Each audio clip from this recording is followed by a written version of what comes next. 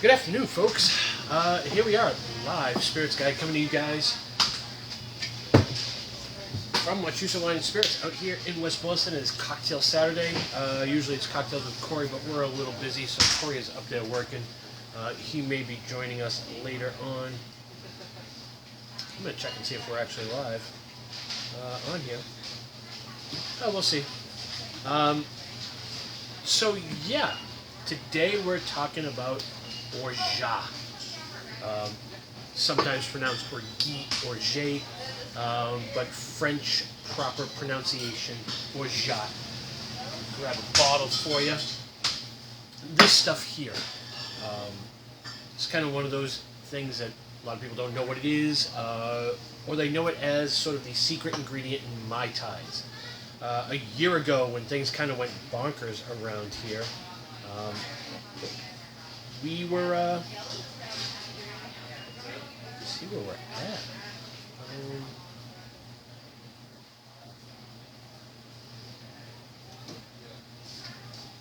Sorry for the silence there, folks. Just kind of seeing where we're at with being live here. Oh well, we'll go with what we got, I guess. So, let's see if we're on live. There we go. We are live. Awesome. So yeah, kind of a year ago when things went bonkers and everybody was stocking up for their home bar, we were selling a ton of this. You guys were buying a lot of this, making Mai Tais at home, and sort of in the vein of all these quirky little things that you buy to make one particular drink. Now you get some leftovers and you're not sure what to do with it. So if you bought extra bottles, if you buy a bottle because you get a craving for Mai Tais and now it's sitting in your fridge and you're not sure what to do with it, we're going to talk about that today for sure. Yeah, start out by talking about what Orgeat is. We're going to come across another funny pronunciation thing later on when we come to make Mai Tais. But, so Orgeat is a French sort of word. It's got French origins. Orge means barley. Jat kind of means water. So it pretty much means barley water. And I get super excited, super fascinated as I fell down the rabbit hole researching this. Basically, Orgeat in its origins was kind of milk. In the old days in France, it was made as an emulsion of oil from barley and water. And an emulsion is two sort of liquids that don't naturally incorporate, oil and water, that you need to kind of incorporate and whip together, and that's why it gets that sort of cloudy appearance. So yeah, Orgeat kind of translates to barley water. That actually comes from, and I want to make sure I get this right, from an Italian word called orzata, which also means barley water in Italian. And there are other sort of versions of this from other countries. I want to make sure again that I get these pronunciations right. There's something called rosata, which is in Libya, which is kind of the same thing. And something called sumadaha, which they drink on the Isle of Cyprus in Greece. So here's kind of what it is. It started out as sort of a thirst-quenching beverage, barley oil and water, and it didn't have a lot of flavor. So over time they started adding almond oil to it. We kind of liked it that way, and eventually barley was taken out of the equation and it became almond oil and water. Basically some sort of variation, sort of the first versions of almond milk. There's some origins there. In time they would add sweeteners, cinnamon, rose water, and it just became something that people drank. It was sort of milk to them. And again, if you weren't a farmer, you didn't really have access to dairy. So this was kind of the closest thing you had to dairy. Also, pre-refrigeration, this was a lot more stable to keep around the house than milk, which would spoil or go bad without refrigeration. As refrigeration kind of comes into play, milk becomes more readily available. This becomes kind of less and less of a staple, kind of in France and around the area. Then in 1860, something happens that will change Orgeat forever. It was a very big United States diplomatic event. It was the first time that Japanese diplomats had come to the United States, and there was a Japanese diplomat who was known around the time as Tommy. It's quoted in all the research that I can find. I couldn't pronounce his actual name if I tried, so I won't disrespect it by attempting it. But apparently Tommy liked the New York nightlife, would frequent the hot spots, and found himself at the bar being tended by Jerry Thomas. Now if you're a cocktail geek, if you're a bartender, you should know who Jerry Thomas is. He's kind of one of the fathers of bartending, wrote some of the earliest bartending books, and he created something called the Japanese cocktail, which had brandy in it, Orgeat Syrup, and Boker's bitters, which I actually have. We'll talk about that later on. We'll actually make one of those. In 1862, that recipe gets published. It becomes recognized as the first published recipe using Orgeat syrup. Later on in the 1930s, another bartending legend, a gentleman by the name of Trader Vic, who was sort of the godfather of tiki drinks, started using Orgeat in his tiki cocktails. Most importantly, things like Mai Tais, fog cutters, any sort of tiki cocktail started to use this. Kind of post-Prohibition, all real cocktails kind of fell away, and this kind of drifted along, and now in the last few years it's really starting to make a big comeback with craft cocktail bartenders, and obviously with the sort of COVID craziness, everybody making cocktails at home, people are using it more, but again, what do we do with it? Sort of a fun little note too, I'm going to make a cocktail that I kind of created myself that I'm calling Napoleon's Revenge. Based on this, in the end of Napoleon's days, when he was exiled, he would drink a lot of Orgeat to quench his thirst. Now, bitter almonds have cyanide in them if not handled properly. So, sort of the theory is that Napoleon was actually poisoned. They were using bitter almonds to make his Orgeat. He was drinking it a ton every day. That theory is supported by the fact that when they transported his body back to France, some years later, there was really no decomposition on his body. It was almost perfectly preserved. And things like cyanide and those chemical compounds act as a preservative. So that kind of supports the theory that maybe he was poisoned and they weren't using, or they were using the right almonds for what they wanted to accomplish. But they kind of did Napoleon in.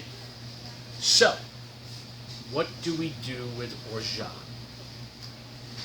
By the way, there's a whole blog post that will be up on our website within a week that will have all this information on it. It's going to have all the recipes that I'm going to make for you guys and have a link to a website that will give you some recipes on how to make your own Orgeat syrup. Super, super easy, but in the essence of laziness, we're using some store-bought product. We have a ton of this in stock. It is available for curbside pickup as well. Orgeat, non-alcoholic. If you make it at home, you might add vodka or brandy to it as a preservative to kind of give it some shelf life. But if you buy it in a store, typically it's a non-alcoholic product, which means it's great for mocktails. Mix it with cola, mix it with lemonade. I was drinking this, in fact, just to prove to you guys that I don't always drink alcohol.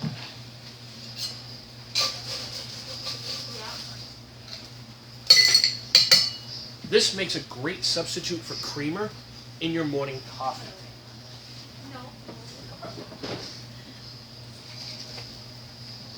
Got my little iced coffee going here.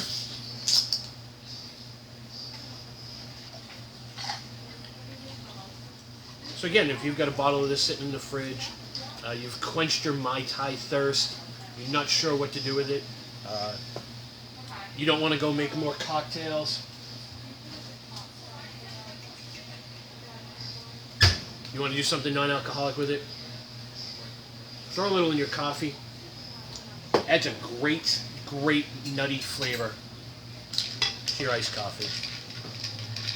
Quick little stir.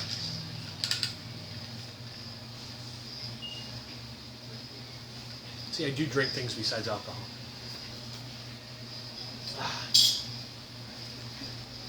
Hello, Katrina. Thank you for being there. Yeah, I kind of wish you were here for this one. You would have liked this one. Lots of good cocktails. So, I got my recipes here because, I don't know, Katrina trained me to be prepared. I don't want to screw this up. So, we're going to start with the cocktail that kind of started it all, the revival of Orgeat. Orgeat. Thank you, Peter Thomas, for that, by the way. And this is something called the Japanese cocktail. I don't know if that's racist or not. Seems like it could be. So what I'm using here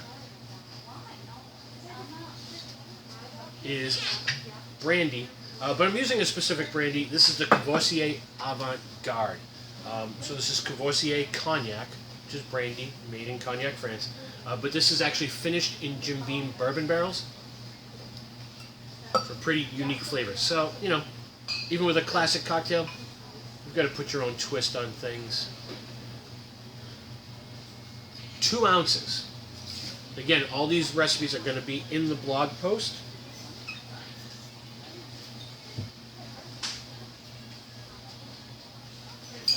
Get some Orgeat going in there. Peter Thomas was very, very adamant that I pronounce it the absolute right way. Make sure I get the right amount of this. So we're going to use a 1/4 ounce of Orgeat. And again, when you're making craft cocktails, you really should be using a jigger. Because craft cocktails, things like this, they really are like baking. You don't just haphazardly throw leavening agents, baking soda, baking powder, flour into a mix. Everything's got to be a perfect science, exactly measured out. Now this is the only thing here that we do not sell here, but I can order this. This is Boker's Bitters. This is one of the original bitters. It's one of the first ones that appears in those sort of pre-prohibition cocktail books. They're also known as Bogart bitters. Keep my thumb over the top because there's no sort of hole in there, just a wide mouth bottle. These are so fantastic. Kind of spicy, herbal, root-based bark, kind of like Moxie soda but without the carbonation or all the sweetness.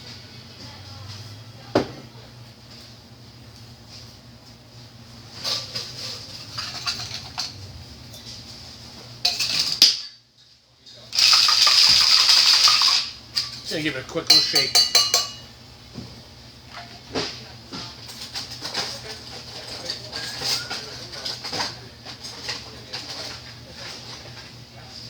Grab my strainer, proper glass, quick little strain. This is very much how a cocktail served 1860s would look, that kind of glass.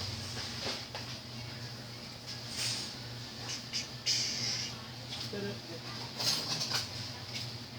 we're just going to top it. A little lemon twist. When we're doing lemon twists, we just want that outer peel. We don't want to go too deep into the pith. We want to give it a little twist. It's going to release those oils. Drop that right in there. And there we go. The Japanese cocktail. Simple as it gets. Now this is a fun one. That I found while doing some research. It's kind of wild. We actually made it the other night. I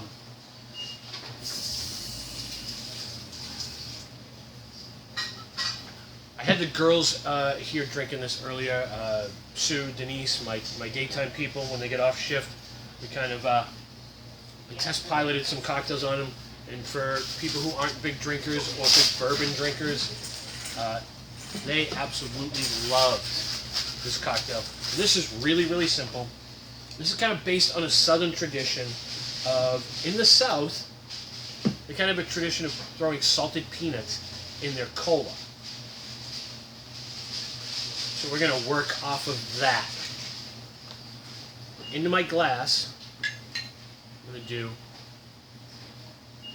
an ounce and a half of bourbon. The actual recipe that I found for this called for Jack Daniels. But I'm going to use Evan Williams Bottled in Bond. Great price point, under 20 bucks, 100 proof, so 50% alcohol, which is perfect for cocktails. Now this is going to work on a 2-to-1 ratio. We used an ounce and a half of bourbon. And we're going to use 3/4 of an ounce of Orgeat Syrup. And then I'm just going to give it a quick little stir, because we want to emulsify that. We want to make sure that these things mix together. We want to make sure that those flavors are incorporated.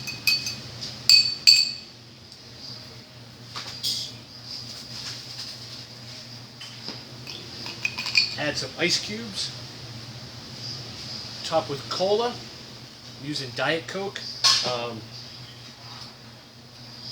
Because quite honestly, Orgeat, as tasty as it is, it's definitely got some sugar kick to it. So if you're watching your sugars, you got to be kind of careful with this. And then the fun part, we're going to garnish this with some salted peanuts. Again, I had the ladies drinking this morning. They were kind of looking at me really, really weird when I was making it. And then when they tasted it, you could have seen their faces light up. And how amazed they were, not only that it was delicious, but that it was something that they actually liked. And this, to me, is that sort of patio pounder, sitting out, grilling. There's just something magical, as it is, about that sort of ice-cold bourbon cola flavor. But throwing that little bit of Orgeat in there, the peanuts, after a couple of sips, and that peanut flavor really starts to permeate the cocktail, you find yourself trying to catch the peanuts as you're drinking them. Yeah, it's a super, super cool drink. I'm not going to let that sit. Yeah. Katrina, that would have been in your wheelhouse. No doubt about it. So that is the Tallulah. Make sure that I get everything covered here. I did Japanese cocktail. I'm going to do this one. This one was a something I was kind of playing around with this morning. I had a whole bunch of them that I was playing with. They didn't all stick. Didn't want to overload. But this one definitely worked for me. This one is called Napoleon's Revenge. It's based on to be honest, it's so nice to be back here, just behind the bar, out seeing people. Yeah, sort of sidebar. We know that the president has come out and said this whole no mask thing, and if you've been vaccinated, you don't need to wear a mask in most places. That's all well and good. The governor of our state has not said that. So as of right now, we are still asking that you wear a mask in the store. We don't know who's been vaccinated. We don't know who hasn't been vaccinated. The governor of Massachusetts has not said, ollie ollie oxen free yet. So we're still going by those guidelines that we're asking people to wear masks in the store. So there we have it. So, yes, Katrina, love the name, appreciate that, And in this one, I kind of tell a story with. So Napoleon's Revenge. Like I said, the theory is that Napoleon was sort of murdered, sort of a slow poisoning with cyanide. So here's what I came up with to tell that story. We're starting with 2 ounces of Avant-Garde. It's Courvoisier, so it's French brandy or cognac, but it's aged in American whiskey barrels. So that's part of his revenge. He's using a French product, but he's aging it with American whiskey barrels. Then we're going to use dry vermouth. Why dry vermouth? Well, because if you look at Prohibition era cocktail books, the early cocktail book, Savoy cocktail book, they refer to either French vermouth or Italian vermouth. French vermouth is dry vermouth, as we know it in this present day. So French vermouths, as they were being made from white wine. So we're going to use a dry vermouth. But it isn't French. This one's actually from Italy. This is the Carpano dry vermouth. We use a ½ ounce. So it kind of follows the same formula as, say, a Manhattan would. 2 ounces of base spirit, ½ ounce of vermouth. And then, of course, to complete his revenge, he's going to keep drinking his Orgeat Syrup.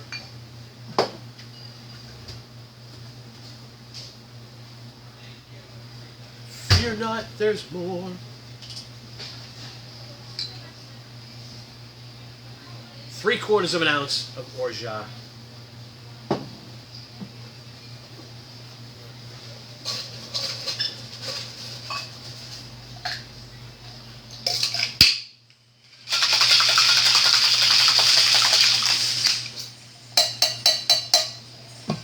I tasted this earlier. I absolutely love this cocktail.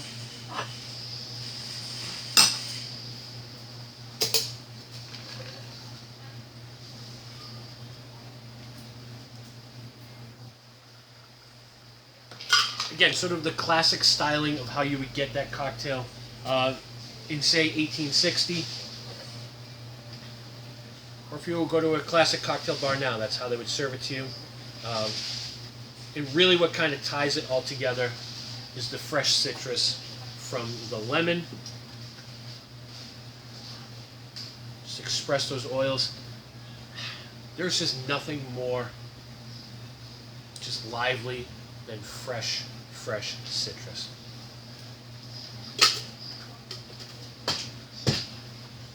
All right, cocktail number 4. This is a fun one for me. This is a cocktail called the Bourbon Lift. I think we're going to do it in a pint glass. So Bourbon Lift, what kind of drew me to this cocktail is a personal experience. The recipe that I found calls for coffee liqueur from house spirits. Pretty specific, which most of you guys probably won't ever get your hands on. Not because it's exclusive, not because it's rare, but because it's usually only available at House Spirits, which is in Oregon on the other side of the country.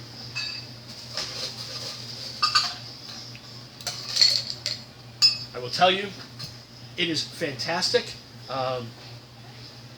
Yeah, I know, Cor, I'm saving some cocktails for you. There's plenty of stuff for you to taste to help you get through the rest of the day. Hey, Mike Pingerton. So, Bourbon Lift. This is going to be fun. So here we go. Get my jigger going here.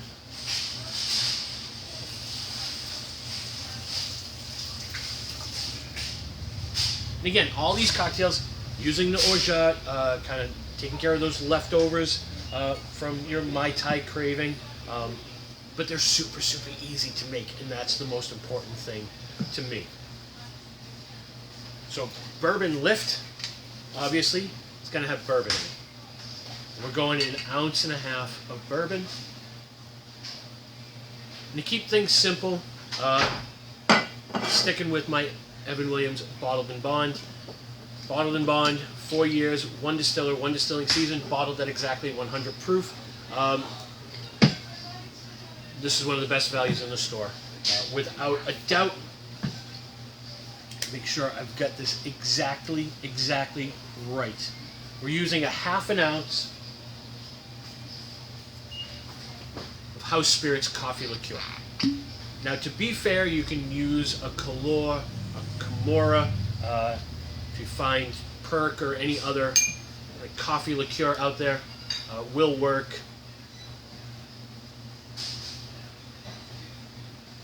This one just happens to be special to me. It looks like a test bottle that you would buy right from the distillery, which is pretty much what it was. Peter Thomas, I'll have to get you a sample of this because I know you would go nuts for that. Here's my Orgeat. Half an ounce of Orgeat.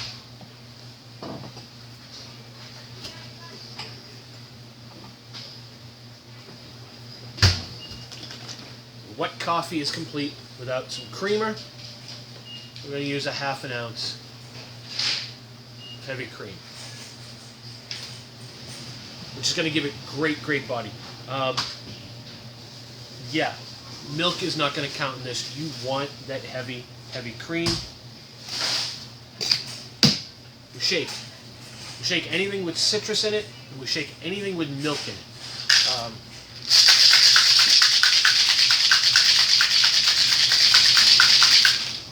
Good, healthy, hearty shake.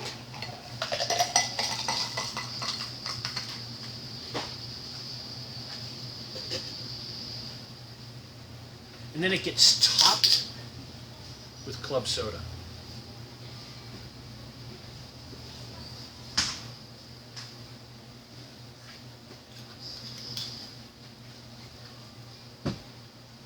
Absolutely fantastic, refreshing, like a carbonated iced coffee. It lifts right over the top because of that heavy cream.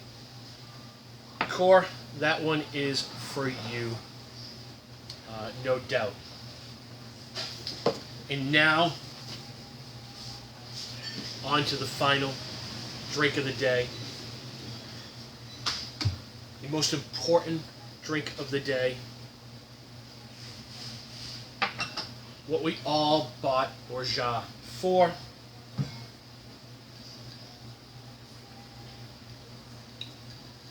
So the heavy cream being thicker, richer, you can kind of see that foam. It's just heavier than, what I use is basically if you were going to make whipped cream at home, you're using heavy cream. So when you aerate it, it just gets thicker, more body, heavier, almost like a melted ice cream sort of texture to it. It's just a heavier, richer mouthfeel. And then milk, too. A lot more fat in that heavy cream than say like a 1% or a 2% or even a whole milk. Now, I don't think I've ever actually done this on camera before. We're going to do it. Usually Corey gets excited when he sees this come out. Katrina, we used to have fun with this. This little toy here is what's called a Lewis bag. This, in the days before blenders, bartenders would have to actually crush the ice themselves. In fact, they would buy ice in big chunks, either break it off, carve it down. But this is one way to get crushed ice in an old school way. Now you can buy this on most bartending web stores, Webstaurant, barproducts.com. It's called a Lewis bag. What it is it's a canvas bag. We're going to put our ice cubes in it. And then we're going to take our Who Framed Roger Rabbit murder tool, put it in there,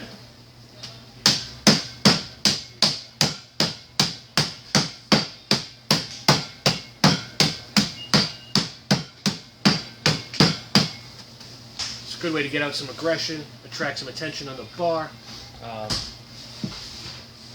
That crushed ice, and we've kind of made these a couple times before, but to me it makes all the difference in this cocktail.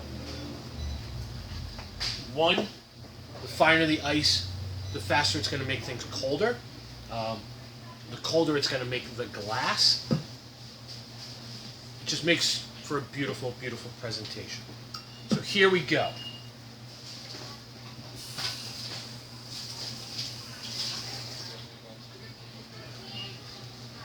There's a bunch of different recipes for Mai Tais for years. I admit I was making mine as these big sort of juice bombs. I don't make them like that anymore. I'm back to making them the classic way, the Trader Vic way, which is basically rum, orange liqueur, fresh squeezed lime juice, and orgeat. Now there are certain recipes that call for 2 different types of rum. For mine, I'm just going to use one. It's a very special rum to me. Where did you go? Plantation pineapple rum.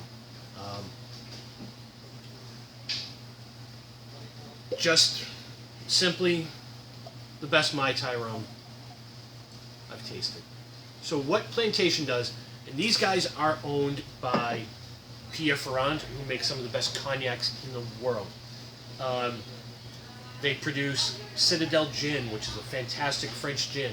They produce the line of Mathilde cordials, which we just get in the Framboise cordial and the Pear cordial. And they produce the whole lineup of Plantation rums. They produce an incredible dark rum, which is natural color from barrel aging. They have a great 3-star white rum, and they make different Jamaican rums and Guyana rums and rums from different islands in the Caribbean. They finish them in cognac barrels. So basically what they do with this is they take their dark rum and they infuse it with the bark of the pineapple.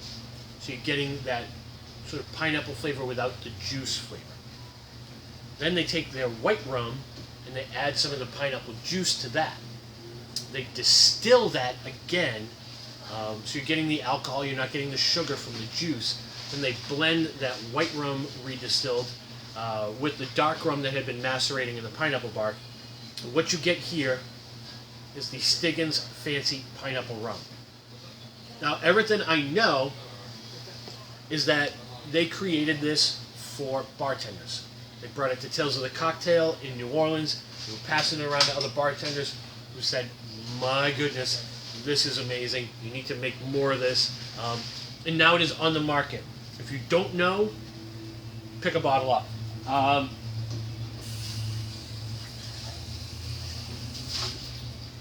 just cannot stress enough how delicious this is. So the reason I'm not using 2 rums is I just want to keep that pineapple flavor pure. But if I was going to use a white rum with it, I would be using the Denizen as well, but instead I chose to go with 2 ounces of just the Plantation pineapple. I'm going to do 3/4 of an ounce of Orgeat, 3/4 of an ounce of orange curacao, or curacao, or caraco.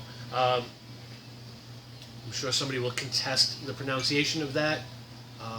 Why use this? It's a little drier than say a triple sec. It's a better quality than triple sec, without a doubt. You could certainly use Cointreau. You could certainly use Grand Marnier. You could certainly use triple sec if you want. But to me, the original recipe called for curacao. There are some great brands of curacao out there. I'm using the Bowls. We carry the Bowls and the Arrow. This one is actually 60 proof. The Arrow is 30 proof, which is why I went with this. And anybody who thinks that Bowls is just some sort of low-level cordial producer, these guys have been making cordials for hundreds of years. They made the original Genever, which is sort of the parent of gin. So these guys are top-notch. Don't overlook how good a quality the bowls can be. By the way, this is a liter bottle too. So we're probably going to have to do another episode on just what to do with orange curacao, of which there are a ton of uses. So we've got our orange curacao. We've got our rum. The last thing we need is lime juice. Now, to me, I'm going to use half an ounce. I'm going to go a little light on the lime juice, just because the recipe may call for a little bit more, but this is freshly squeezed lime juice. So that flavor is going to be far stronger than obviously if I was using something like a roses or the little plastic lime. If it's fresh, it's going to have more bold flavor, so I don't need to use as much for that flavor to kind of permeate everything.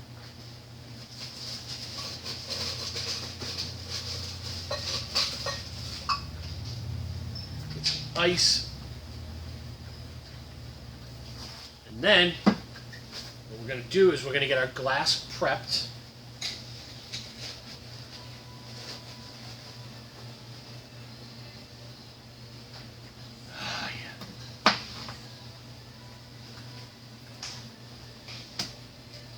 I'm even more prepped.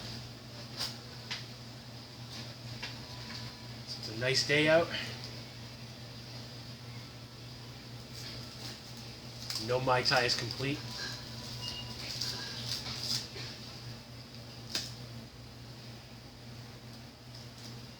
Got a little umbrella. We have some citrus juice in here, so we want to shake it up.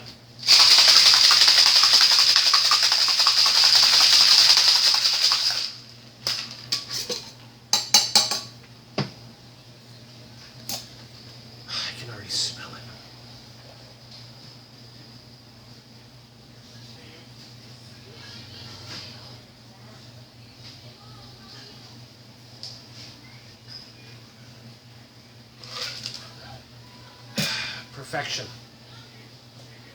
You can smell how good that is. And in a second, I'm going to bring this up, and you should be able to see the frost already developing on the outside of that glass. Again, that crushed ice makes all the presentation. It's going to make that drink ice cold. It's already starting to frost up. So there it is. Those are 5 things you can do with Orgeat. As well as adding it to your coffee, adding it to your lemonade. Yeah, it just makes great mocktails. You can make that Tallulah without the alcohol. Just add that to your cola, throw some nuts in there. It just makes for a cool mocktail. It's really, really good stuff. And again, in the blog, when it gets posted, there's going to be a link there to show you guys how to make your own. How to make hazelnut, pistachio, or an almond Orgeat syrup. So that is it. I guess we're going to wrap it up, let you guys get back to your Saturday. Beautiful, beautiful weather out there. I am getting ready to wrap it up. Go home. Enjoy some cocktails myself. Corey and I will be back on Wednesday for Whiskey Wednesday. We're going to get out of our bourbon comfort zone this week, and we're going to talk about dewars. So I'm going to have Corey taste regular dewars, and then the 3 sort of new additions to the dewars line, the illegal mezcal finish, the port finish, and the Caribbean rum finish, which are going to be kind of cool. And those whiskeys are all fantastic. And just a whiskey we want to share with you guys. Start showing Scotch some love too. We don't just drink bourbon here. So that is it. If you guys like what we're doing, share it, comment.